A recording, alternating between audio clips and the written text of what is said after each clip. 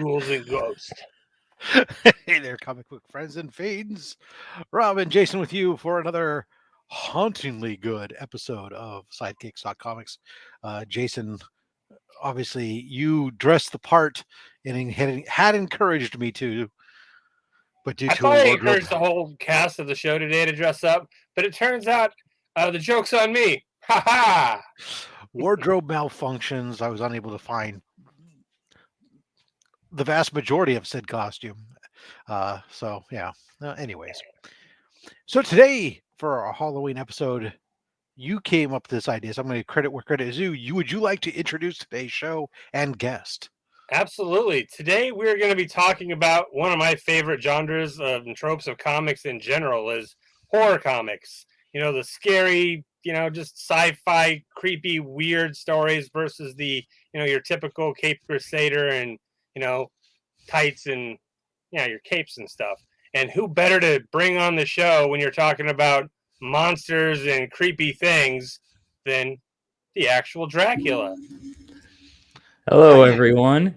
How's it going, guys? And the capes do apply, although I'm not wearing mine tonight. I wish you were. Like I said, October is actually my month off, so I don't have to wear it. The rest of the year, yes, that's what the people demand. Fair enough. Let's hello to the chat there, of course, joining us bright and early there. Chop and Drop 2013. Thank you for coming on. Legion of Comics. Yes, indeed, we are Legion. Mark celebrating living large with that, having hit his 1,000 subscriber mark and Yes, off sir. and running like crazy. Make sure you check out his channel there if you aren't already to become a member of the Legion of Comics. Let's see, Jesse, of course, recognizing Dapper where Dapper is. There, Digger Jim, thanks for joining us. And James Willie, of course.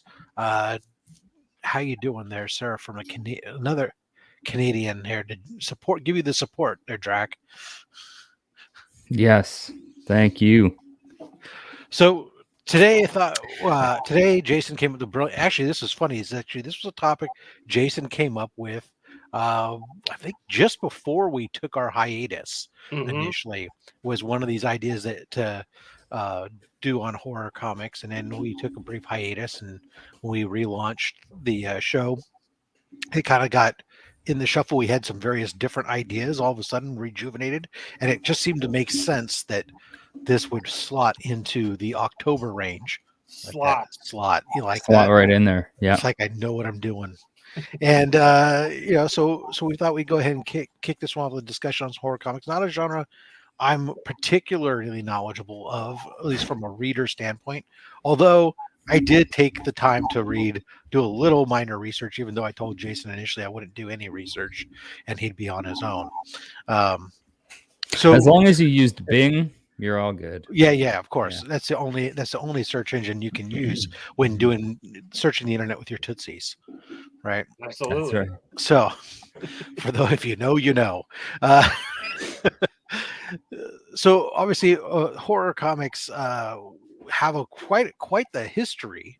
That they do, along with comics actually being some of the earliest comic books out there, were some of the horror books coming right off the pages of the pulp books, of course, as we switched at the right around 1930s, and was actually quite grotesque, some of those early books. Yeah, you said they were basically the first rock and roll music and video games that led people to do horrible things, or supposedly, right? Well, yeah.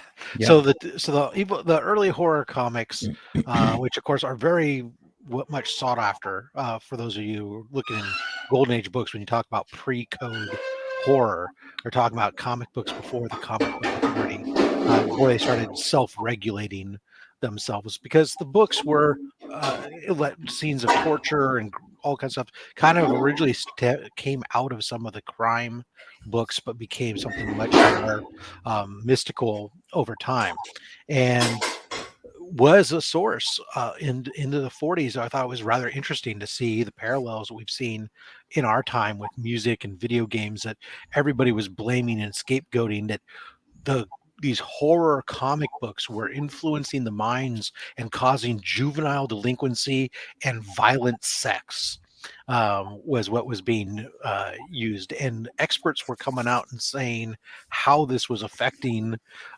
people. And they even went so far as to claim that stores were being forced to carry the books and writers forced to write these stories against their will. Uh, so, so quite interesting. Their hand was being driven by Satan himself to draw Exactly. those They're being images. strong-armed into doing this. Like, oh, I don't want to do it, but I'm somehow writing these pieces of and drawing these things. And that was the era up to about 1943. Yeah. And then we have the comic industry steps in and starts to regulate itself with the Comic Book Authority, which not everybody jumped onto initially, but eventually kind of became the thing. And we saw some changes there with the horror books, and this becomes a cycle throughout the history here. Is this ebb and flow where we have they take a little bit of a dip, they become more true crime again, and then they start to become some of the classic monsters start getting introduced, until we get some of the stuff where eventually after some time in the 50s, they start to subside back into superhero books become the thing, and we start to see titles that were once mystery books like Tales of Suspense and strange what was the book that became Strange Doctor Strange, not Strange Adventures, Strange Tales. Strange Tales, Strange Tales. Yeah, Journey into Mystery, but was Journey into Mystery was originally a horror book, and before it became Thor. Yeah. Right? And stuff like that. So I mean, I don't know. I found that really all interesting. Yeah, well, nowadays, I mean, like you were talking about, like the true crimes. Like, I don't know if you guys have read any Anne Rule books, but that's what got me into a lot of these horror books. Now, I used to really be into Anne Rule, and she writes books about true crimes. Hold on, guys. I froze there. Look at that handsome guy. Yeah, Oh, I don't know what happened. Oh, I see. Okay, I'm back. Here we go. Sorry. But now we got like Nice House on the Lake, which DC is really ran with. I think they're up to issue 5 now. I won't spoil anything, but it's gotten really good in issue 5. Issue 4, I think, was one of the better issues. But Something is Killing the Children. Everyone, missed out on that one. But originally, now they got the House of Slaughter that's coming out. Yeah. Those kind of stories to me give the writer more freedom, because no one knew who Erica Slaughter was, so you can write whatever you want about Erica Slaughter versus Batman and Superman. We already know everything there is to know about Batman and Superman, so to me it's more interesting. That's my personal preference and why I like those type of books. But what about you, Drac? Do you prefer the more horror type books, or do you prefer the more superhero type books? Yeah, so actually I was talking with who was it? Oh, with TM Nerdy. So I talked to him recently because he was asking me about horror books or horror movies. And for me personally, I think people assume because of my name, Adrian, also Actual Dracula. I think it's the Adrian. That horror is like my, be all end all favorite genre, which I would not say is the case. Generally speaking, the genre of something's not all that important to me. I'm more interested in a good story, whether it's a comic or a movie. If it's, a writer I like, or a director, or actors, or whatever it may be, the genre of the thing is really secondary. That being said, a lot of the books I'm reading now are horror. But that's not necessarily why I picked them up in the first place. It's just because I heard they were really good. Like, for example, Something is Killing the Children, which I was late to the game on. I'm finally all caught up, and I'm really enjoying that. I felt it started really strong, kind of lagged there in the middle. It was feeling a little bit too much like Stranger Things to me, but once they got into the whole Order of St. George stuff, it That was good. renewed my interest greatly. And I'm definitely looking forward to the House of Slaughter.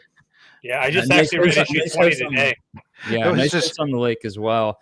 I'm a couple issues behind, but that I'm really liking as well. There's Like, also have you read Nocterra at all? yes, Or, I love Nocterra too. Yeah. Yeah. Well, Nuclear Family, kind of the last issue I thought was horrible, but other than that last issue, the Nuclear Family I thought was pretty good too. Yeah, so I threw haven't up read that one. Yeah. I threw up that anti comment only because it was actually so interesting to find out that actually some of the earliest horror picture stories actually came out of Japan around the 1300s. Actually, it was quite interesting. I found during my research, which was fun. Yeah, I'm not surprised by that at all. Yeah. So it's been a strong sub segment of the manga realm since then. But so here in the U.S. we had that. We talked about the '60s. You had the subsidies. We saw them flow. In the '70s, we saw a revitalization of horror books with some introduction to books.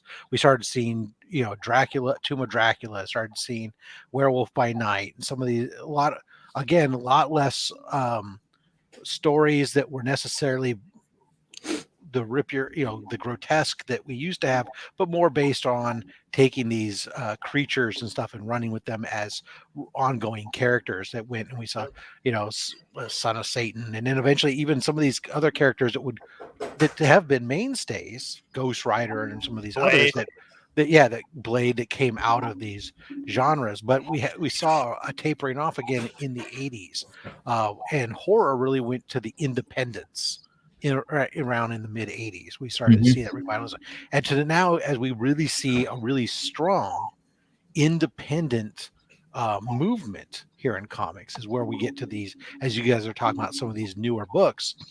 And from my non-reading of these books perspective, I see them as being very strong in these categories simply because you come in and you tell a story. You're in, you have your script, you get out. They lead themselves very well to a finite limited series run that independents tend to do very well, as opposed to these ongoing superhero never-ending stories that just go on and on and on, like bad children's show, right? Yeah. Yeah, absolutely. Most of these are like 5-book miniseries. Yeah. What I was going to say, kind of to both of your points, because you had mentioned the Comics Code Authority. When that happened, right, at the time, the EC horror comics were some of the most popular comics going, right? And then the Comics Code Authority came along and shut a lot of that down and kind of drove, maybe not necessarily those creators, but any kind of creators who are wanting to do that sort of thing were kind of, I suppose, driven underground and kind of forced to create that stuff on their own. And so I think if you look at independent comics going back to the 60s and beyond, you're going to find, there's always been that thread of horror and just taboo stuff that people have always wanted to create, and people have always wanted to read as well. I mean, people love horror. People love being scared. We don't really know why, but they do. Absolutely. The things that scares us most is I'm terrified of sharks, but I'm the first person to turn on Shark Week. I don't know why. Well, isn't there like singing and dancing on that? There can be. That's they get the sharks baby up. shark. Never seen The it. sharks all get up there, and That's baby shark. I thought. Dude. Perhaps I'm confusing it with that. or the left shark versus the right shark. Anyways, Remy says, I need no costume. This is my costume. I am supposed to be your average 300 sub YouTuber. No, he's a wild hog. Yeah, I told him he's a wild hog. And Jason is the steampunk guy who got upset at the convention and cried all his mascara off. I did. Yeah. I was upset that you guys didn't dress up, and this is just what happened. I was all dressed up for the show, and you guys didn't dress up, and it just broke my heart. Well, I mean, I don't know how I could top that top hat. Oh, I love how you bring up the top hat now, not when you looked like Abraham Lincoln. I know, right? Oh. I should have just shaved it. Yeah, exactly.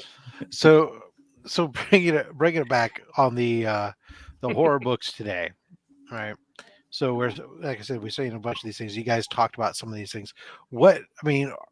I don't, as somebody who's not reading these books, I'm not even picking them up or whatnot, right? So what kind, are we talking? Are these like creatures of the weeks? Or these, murder mysteries? What's going on with some of these books that we're seeing? Are there any trends that you guys are seeing, that you're seeing? Yeah, absolutely. A big one would be post-apocalyptic scenarios, which would Nocterra covers that. Nice House on the Lake, the kind of the best-selling ones right now. Geiger, I think Nuclear Family as well, right? Yeah, Nuclear Family. It's all after that big, everything's over and there's just a few people left. It's Something is Killing the Children is more of like a sci-fi, like monster hunter kind of organization going after all these creatures across the world. Let's see. Well, you didn't even read? Did you read the Maniac of New York at all, Rob? Yes, yeah. So Maniac of New York, that's your kind of typical slasher type story. Yeah, great book. No, I haven't read it. I know that DJ loved or was really into it. It ended kind of on a lower note, but it also leaves you, it open for more. So hopefully they bring it back. I think they're going to, but we'll see. Then, of course, there is the always puzzling bunny mask. Yes. Which we're not really sure what that is. I was on a stream a couple weeks ago with Kyle, Promiscuous Time Traveler, and a few others. And we spent, I don't know, an hour and a half trying to figure out what this book is about. I don't know where we got exactly with it, but I think the conclusion we all came to is no matter what, we enjoy it. We can't exactly tell you why, but... So same with like Silver Coin. Did you read that, Drac? No, I heard good things about that, though. Yeah, and they had multiple writers, too, so it was, different takes on the story. It was good. So I am curious. I am curious a little bit about Bunny Mask, only the fact that everybody sits there and says how much they like it, but nobody can say what the hell it's about. Right. Well, it's I can't explain that to me because, like I said, we were talking about that for like an hour and a half. And if you want, go to Promiscuous Time Traveler, watch the video. He hasn't deleted it. I hope not. He probably has. He just deletes stuff, but we'll plug Kyle anyways. Promiscuous Time Traveler. Check him out on YouTube. He has some pretty interesting conversations when he doesn't delete them. Yeah, that was a good one. That's another good one. It's kind of got that horror trope to it. Stillwater, have you read that? Oh, yeah. So I picked up the first few issues when that came out, and it's one I've been meaning to get back to. Chip Zdarsky, right? Absolutely. It took a little hiatus, took a little break. I think it picked back up, though. I could be wrong. I think I may be a little behind on that. I might just be an issue or two behind, but that's another really good one. It's not, it's like a weird town, it's like that weird, crazy town that, you go to and people aren't quite right kind of story, but there's no monsters that I know of in that book. So. Yeah.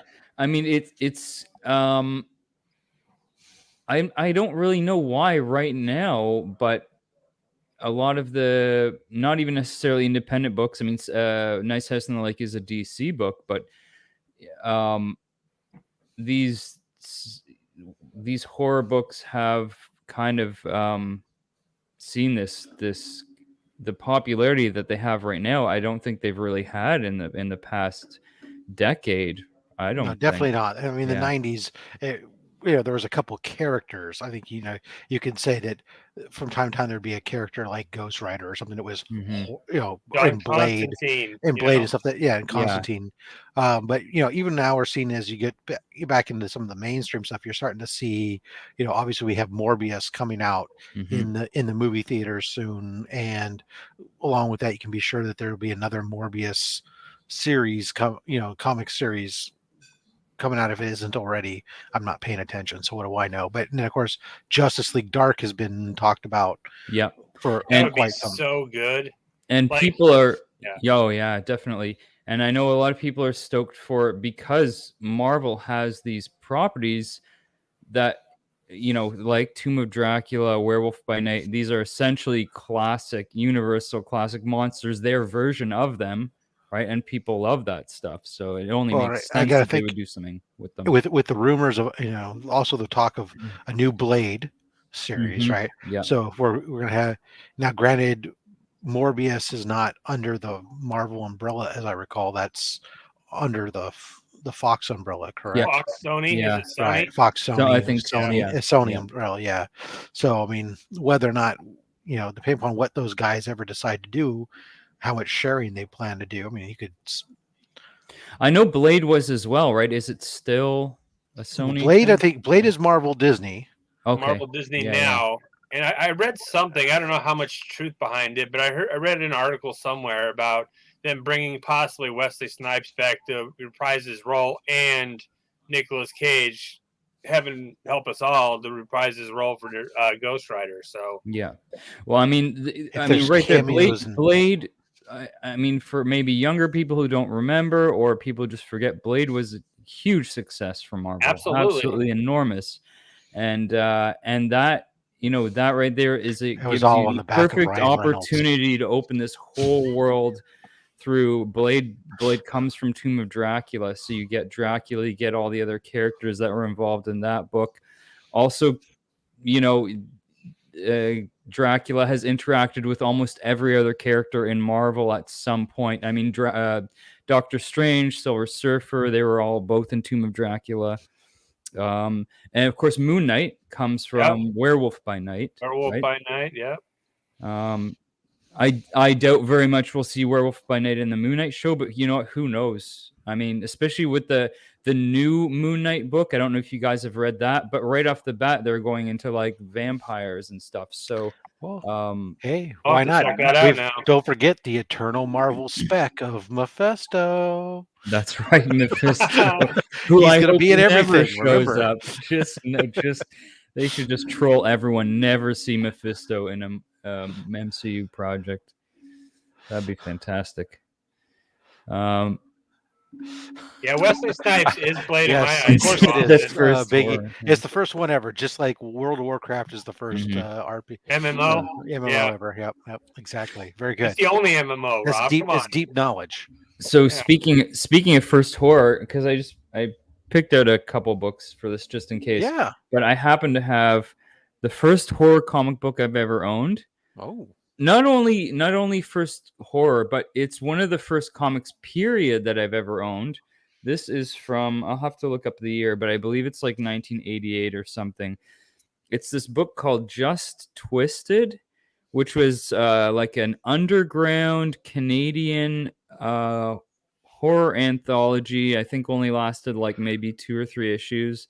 Real like independent underground stuff. I have to this day have no idea how I ended up getting this at like 6 or 7 years old, but I did. And it's got a really speaking of Abraham Lincoln, I like the hat. very Lincoln-esque hat, stovepipe hat, this creepy dude.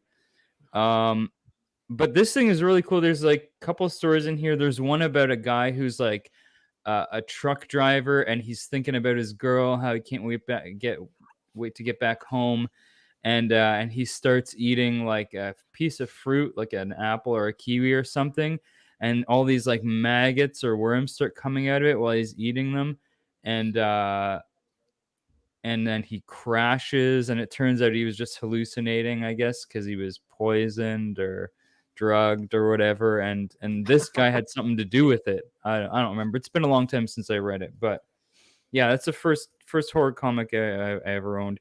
I doubt very much that anybody watching this will have even seen this before. It's some like Necromics presents. It's like could be a self-published thing, you know. What also wouldn't The Walking Dead, wouldn't that be considered horror? Yeah, absolutely. I mean, that was a very absolutely. successful comic right I there. mean, And the a horror TV that's show and that's the thing with the horror genre. It's Yeah. pretty broad when you're talking about, just like, when you talk about any genre, right? There's different gamuts, right? So there's the classic, there's the monster based horror, there's the, so that your vampires, Slasher. there's the slasher, there's suspense and mystery horror, there's supernatural. So there's all these different elements that go into there. And that's where I was kind of curious with, like, from your observation today, what do you see more of? Is the flavor that we're seeing today? There's a little bit of everything. Like you could, like the Maniac in New York, and like Jesse said, Stray Dogs. That's Mhm. more of like your slasher trope. Mhm. Then you got Something Is Killing His Children is more of your sci-fi murder or your monster killer trope. And then you got lots that are like Nice House on the Lake. I mean, that's another hard one to really explain. It's like, and yeah, there's multiple. There's Good. like you said, there's different types. There's different tropes in each. There's That multiple different tropes. that I mean, bodes well. Nice House on the Lake is one that I'd say I would categorize it more as a thriller. If it was Thriller, a movie, I'd say exactly. that's like a thriller, not so much a horror. I mean, they're really It's connected, pretty diverse, right? Yeah, But it sounds like it's It's pretty very diverse. And diverse. that's where I think that bodes well for the genre today, Mhm. right? As we've seen throughout the history, the rise and fall and the rise and fall, and we're in another period of ascent. To see that it's not stuck or fixated in one particular subgenre Mhm. is good for the overall health of where we're going. That combined with the flexibility that the writers are having here with these and their desire to be able to write original stuff and not necessarily be tethered to something long term, which the whole genre lends itself very well to. Sounds like the horror genre is not only in ascension but could potentially be with us for quite some time here. Oh, pull up Biggie's comment. That's hilarious. Oh, the shitty tent down by the shitty river. tent by the river is a lot darker than the Nice House on the Lake. Yeah, just as long as it's by the river and not by the lake, because creatures come out of the lake. And I mean, even even you look at superhero comics, a lot of them have for a long time contained horror elements. Batman would be a good example. Batman's very good Swamp example. Thing. Very good, yeah. Detective Comics, Yeah. like 32, I mean, very early in his first 10 issues, he was dealing with vampires. Yeah, exactly. Yeah.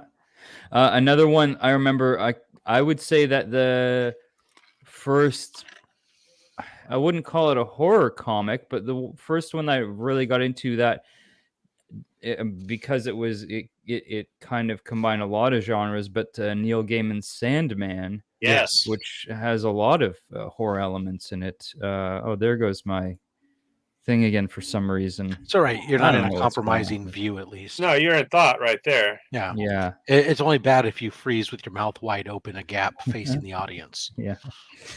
It's it was doing this while I was trying to record a video the other day. I'm just going to switch my camera. Let's do that. Neil Gaiman's Sandman is probably There we one of the best horror like runs ever. That's such a, have you ever read that, Rob? Nope. I read the entire thing, and that is that Sandman. It's a wordy comic. I'll put it that way. There's a lot of text and over however many issues. It's a long read, but well worth it. So it's almost like a Bronze Age comic. Well, or like Nice House on the Lake. Some of those get pretty wordy. Well, I mean, it goes full on into Shakespeare at points. Oh wow, that's pretty crazy. So, but it's one of my favorites, absolutely. And there's some very I mean, parts of it take place in hell, so doesn't Yeah, get much no, more horror than my that, right? my horror genre limitation really is into the science fiction crossover, Mhm. some of the old EC sci-fi monster horror stuff is really my Mhm. Yeah. my little segmentation, not necessarily a segment that is going strong today. You ever read any Justice League Dark at all, Rob, or any of that? Not No, really. I have a I'm bunch. really disappointing a lot of people right now. That's okay. Yeah. We all have Yeah. our thing, you know. Like I have all this Batman stuff, and everyone thinks Mhm. I'm this huge Batman guy, and I love Batman. I just don't read it anymore. It's boring as crap for me. I mean, it's been boring lately, so I've I've been got reading like other stuff. I've got like the first, I want to say 20 or 30 issues of Justice League Dark that I bought in a collection, but I haven't actually got around to reading it yet. I'm waiting to fill in the issues I'm missing, then I'm gonna read the whole thing. Yeah. You could be a fan and be disappointed. I mean, look at the Amazing Spider-Man, Rob.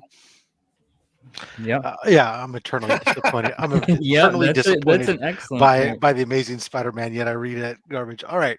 Well, what issue are they up to now? I mean, there's got to be some issues not everyone likes. That's for sure. Well, the last 75 issues were pretty bad, but Right. Yeah. you know, there's a new writing group on there, but Yeah. then they brought back the clone. So Yeah, I know. yeah. So Mm. we'll have to wait till issue 900 when they we'll probably at that point they'll bring back Peter and we'll see what happens. It was around the time of the original Spider clone. That was around the time I had stopped collecting comics. It I was the think that reason was I like stopped. that was like that was definitely Maximum clonage killed me, yeah. and I walked away and liquidated my comic collection at that time. Yeah. All right, so we're getting off topic there, and it's that time where we've hit our 30-minute mark there on the show. Real quick from you guys though, before we walk away, what is your favorite horror read right now, and what do you hope to see continue on with the horror genre right now today? That's a good I like to see, question. like you said, the diversity, because not only does it benefit the genre itself, but it benefits the readers. Because you might like one type of horror, and if there's not that kind of book, if there's not like a slasher type book out there, you might not be into the Something is Killing the Children or the other type of books.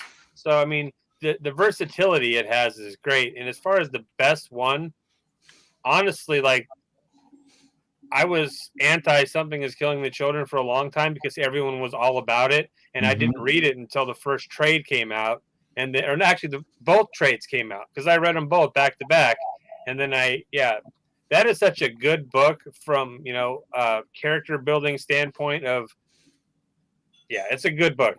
It's a really good read. That and Stray Dogs I thought was fantastic, and I was really upset that it was such a short little series, but those are probably my two favorite. I hope we get to see more Stray Dogs.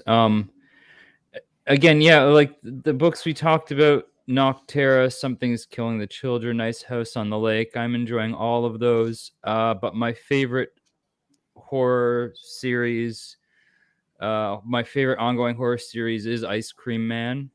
That has I can't believe that's the first time that got mentioned here. I fully spaced that. Yeah, it's phenomenal. That That's one. Haha was excellent. It was, and that's one I wouldn't consider horror, but it was just intense. Haha was absolutely intense. So is Ice Cream Man.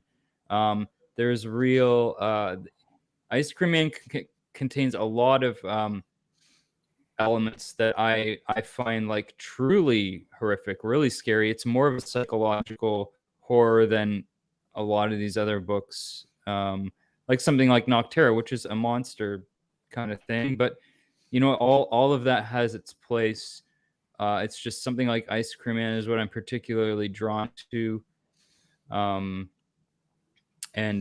another book that I would mention, because I don't know where it's going. It could end up being a horror book. It's more of a sci-fi thing, but it could be a combination of the two, is Primordial from Jeff Lemire and Andrea Sorrentino, because they did my favorite horror series ever, which was Gideon Falls. I think I would still consider that my favorite horror book. And this one, so Primordial is kind of it definitely has a similar vibe. The two of them working together.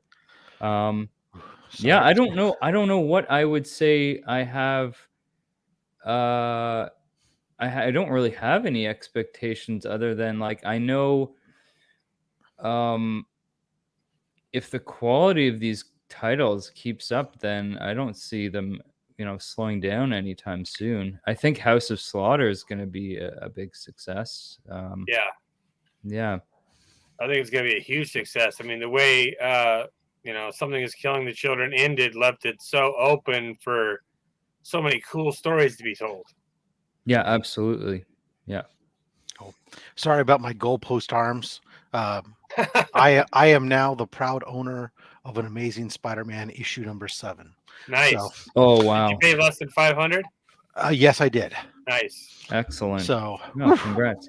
Actually, then while I'm here, let me show off.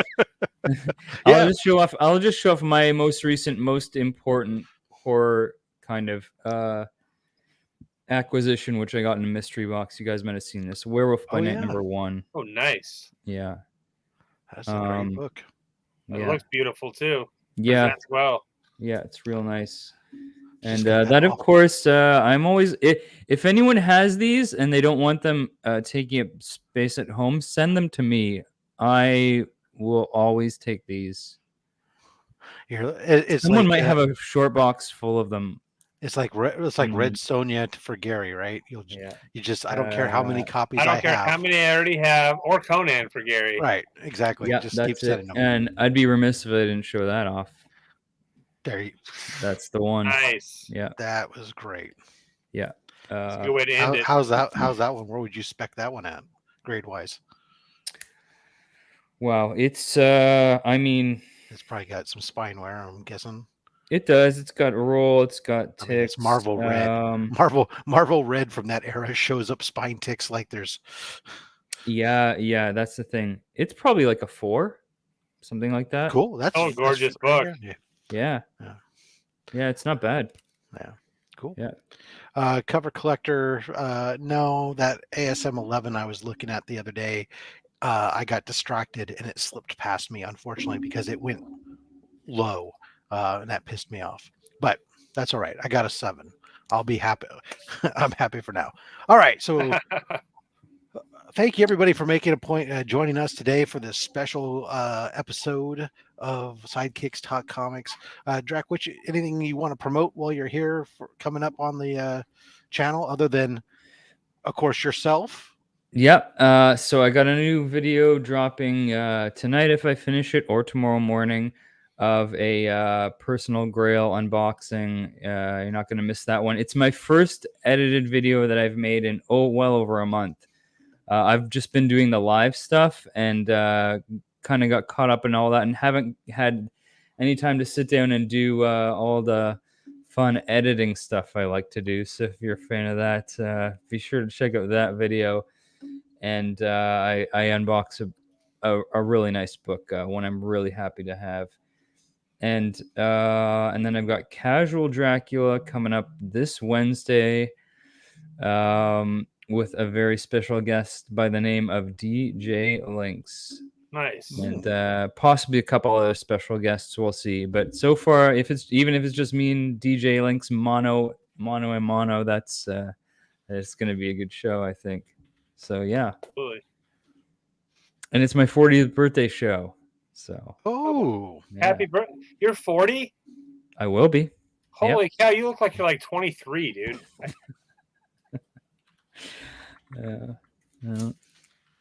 Yeah, that's Dracula for you. He does. He looks like he's in his 20s and he's in his 40s. Yeah. Keep sleeping in that coffin, pal. It's working, right? I guess. I don't know. Oh, can I just show you something? Earlier on in the show, my wife handed me this note. I'm not sure what to make of this. Our house is going to become a house of slaughter. Nice. Oh, wow. Nice. I'm in trouble, guys. She gonna have teeth on her mask? Is she gonna get initiated tonight? Yeah. with teeth? Yeah. I wish I could make some He's a observations. dragon maybe reference slayer. Yeah. to the book, but since I'm not familiar, I can't. So, all right. Well, Jason, how about yourself? Anything exciting? Thursday. Yeah, we're gonna be doing in the hot seat with the usual suspects. LCS or whatever is going to be the guest, and then Sunday, I think 1 p.m. my time, or 4 p.m. real time, as Mark would say, is going to be I'm going to be going live with the CMS comic vet. And speaking of something is killing the children, he has got a huge CGC submission that's coming back. He's going to be showing off, so that'll be fun. Cool. All right, and then for myself, guys, make sure Saturday, check out Slab Hub. Will be Old Man Eddie from Old Man Collectibles. I guess it's really just Eddie from Old Man Collectibles. Will be joining us to share off some of his slabs. He's got some old X-Men stuff and whatnot. We'll be checking out. Yeah, he's got a nice collection. Myself. Yeah. So we'll be going through a tour of his collection. So be sure to check that out at 11:30 a.m. Pacific, 2:30 p.m. Eastern time. Until next time, guys, have yourselves a happy Halloween. Don't forget to go get chocolate, go get some candies for the kids, because kids will be out trick-or-treating this year. They've been cooped up inside. Let's reward those little ones who have been having to deal with a pandemic that they don't understand, and make sure to get the big bars. That's right. If I show up at your door, please give me candy. Yeah, get the big bars, Rob says. Just get full-size candy bars. That's right. Go get the big bars. Am I too old to still go trick-or-treating? Yes. You can take kids, but you yourself should not be going door to door. That's what, at your age, we have Halloween parties. If I put on a mask, who's gonna know? Right? They're gonna know. You look like a kid, so he's good. you have yourself an adult Halloween party. Stay up, play Ultimate Werewolf. Play Halloween. Well, apparently my house is about to become a house of slaughter, so I've got. There you go. Oh, there you go. Make a haunted house. Yeah. A haunted house of sorts. Yeah. All right, guys. Thanks for joining us, Drac. We really appreciate you coming on. Yeah, thank everybody you for joining us. Thank you very much. This show would be nothing without you guys. So until next time, collect what you want. Don't listen to me, because I'm just a fat man with a fat stack of comics and a fat opinion. Thanks for watching.